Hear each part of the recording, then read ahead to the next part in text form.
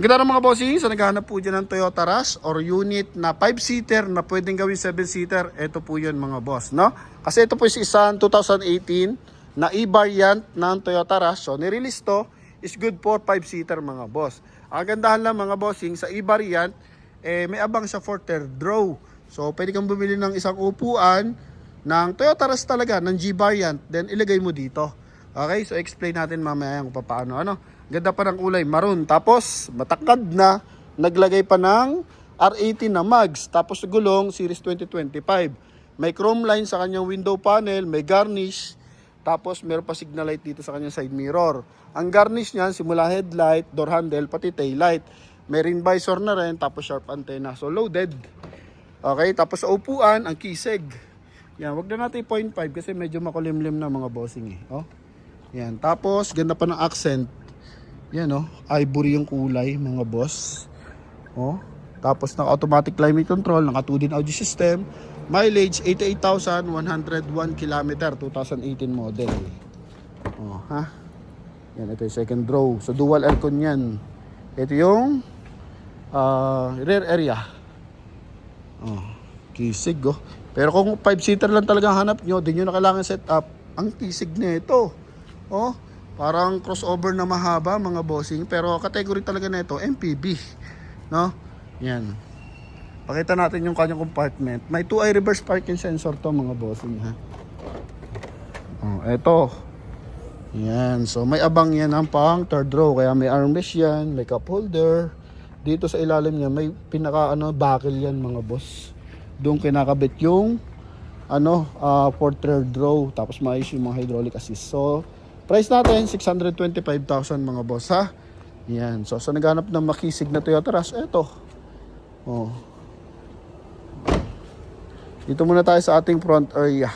Discuss natin kung ano meron dito. Coding net is Monday. So, naka-chrome yung ating front grille. Naka-LED light yung ating headlight. Tapos, eto hindi siya daytime running light mga bossing. Fog light yan. Tapos, yung ating fog light, naka-LED rin yan. Tapos, chrome din yung kanyang fog light housing. Then meron siyang rough around bumper. Sa wheel arch, sa cladding, yung cladding yung sa taas ng part ng ating door panel, tapos running board mga boss. Hanggang likuran yan. So makisig yan mga boss. Ang Toyota Rush, mataas ang ground clearance nito compare mo sa Ertiga. So yung mga kasabay niya naglabasan kasi yan 2017 ata, 2018. Ertiga, Mobilio, Expander mga boss. Tapos, ito Toyota Rush mga bossing, no? Yan, kung may nakalimutan ako, parang XL7, pero ito pa rin pinakamatangkad. Yang hinabol lang to ng, Expander Cross. I think kasing tangkad na siya. Kasi parang 185 siya dati mga bossing. Naglagay ka pa ng R18 na mag, so mas tumangkad lalo mga boss, Yan, so naghahanap dyan ng rear wheel drive din. Ito yun mga boss. Okay?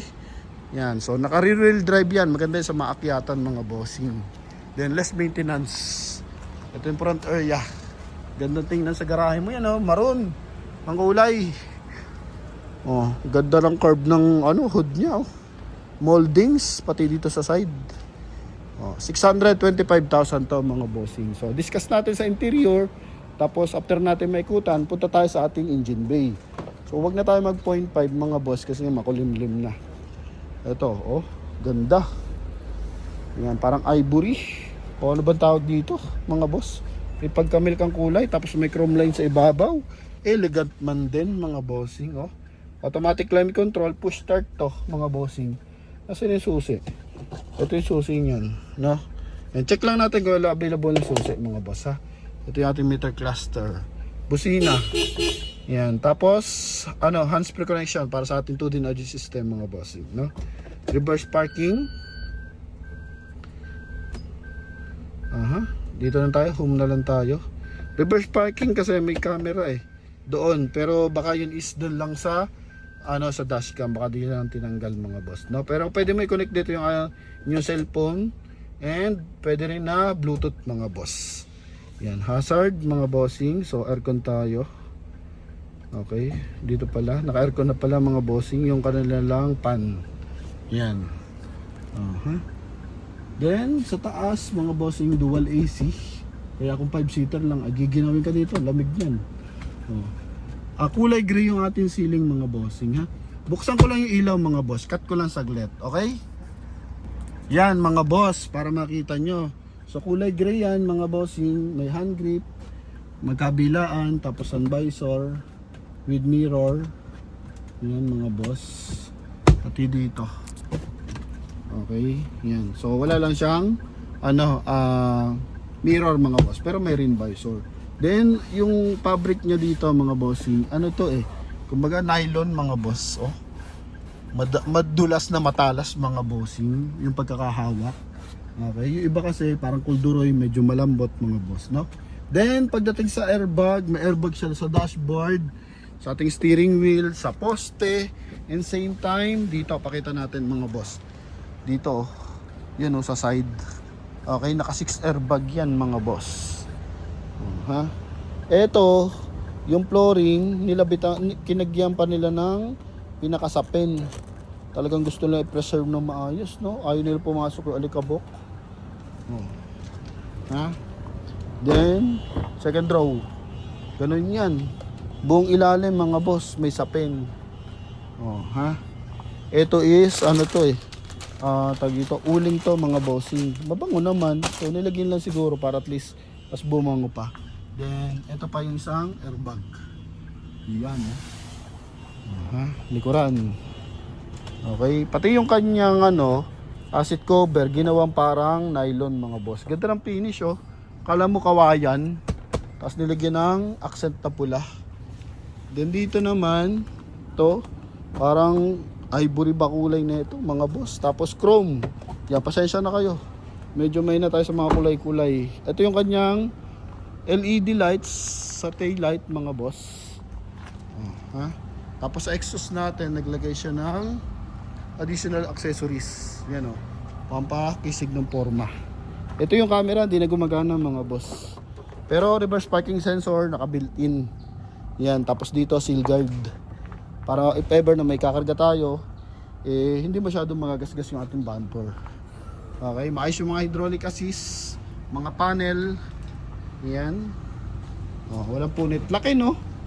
Siguro lagay dito 4 na maleta. Pero kung lalagay mo, gawin 7-seater, maluwag ang 7-seater ng Toyota Rush mga bossing. Bili ka lang ng upuan. Pwede kang bumili ng second hand na upuan. Okay, sa mga Pampanga, ganun. O check mo sa online. Tapos sa Toyota, kung gusto mo, original. Na kumbaga, Olorig, yung brand nyo pala. So, pwede ka rin bumili sa kanila, mga boss. At sure lang kung magkano, ha? Pasensya na po. Upuan, upuan. Gulong, mga bossing. R18 yan, nakapal yan. Naka-race pa na mags. Japan. Yon mga boss. Yung kabilang side. May may rubber matting na. Tapos, naglagay pa sila ng, pang ilalim talaga. Kumbaga, buong flooring nilagyan nila ng matting. Yan. Pre-reserve yung flooring mga boss. Ito yung kanyang kabilang side. Okay? Iba rin, no? Then atin sa ating ito yung meron siyang chrome, tapos sa blower may silver accent. Yan, ha? May sa mga window. Ang ganda pa ng tent niya. Sa taas, para may smoke. Yan di ba? Pero sa baba, light naman. Dual BBTI. Siyempre, puntahan natin yung ating engine bay. Wala masyadong gas-gas to mga bossing. Tapos makintab talaga yung unit. Okay, so punta tayo sa ating engine bay mga boss. Busina. Tinasting na ba natin? Excuse me. Yan maayos ang busina niyan mga boss. Nag-upgrade na rin. Ito yung ating engine bay. Naglagay pa talaga siya ng dito. Toyota Rush na hood protector. Yan, rear wheel drive. Pag nakaganyan, nakabalagbag, rear wheel drive yan mga boss. Timing chain na 1.5 liters gasoline engine. Aspirated yan. Walang tagas yan mga boss. Kanina pa maandar yan. Nakailang take na ako. 7 take ata ako mga boss. Bago ko maalala yung nito, specs.